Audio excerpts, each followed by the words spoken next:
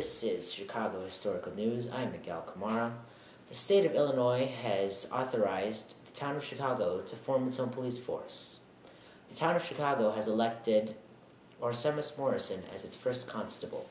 On scene right now is Brendan Wagner with an exclusive interview with him. So, Orsemus, tell me, what is your job like? I work part-time as a police officer. When we see a criminal, we arrest him. Sometimes it's not that easy. That's why we have these clubs. We use these to arrest him. Then we put him in a wagon and we drive him off with him. What's your uniform like?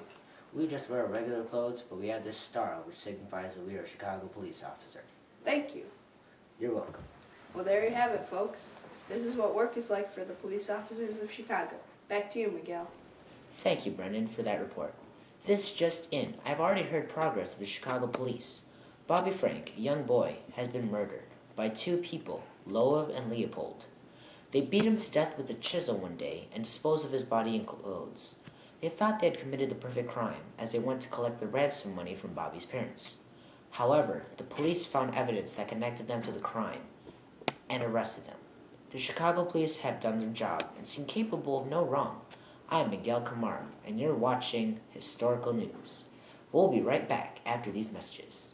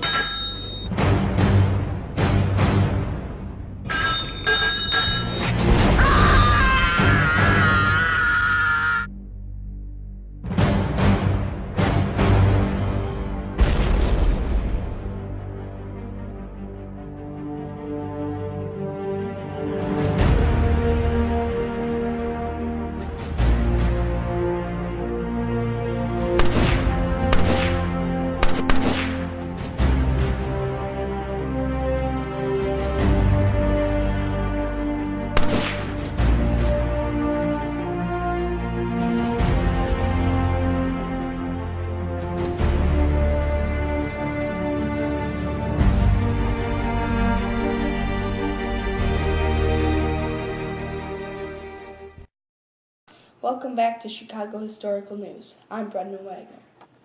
This just in. Chicago policemen are the criminals?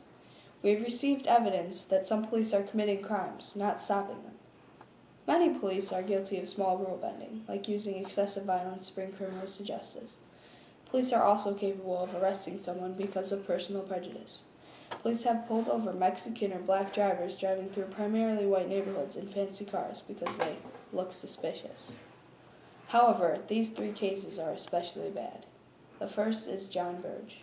He was brought to court and convicted of perjury and sentenced to only 4 years in federal prison, despite the overwhelming evidence against him, saying that he tortured over 100 black men into committing to false crimes.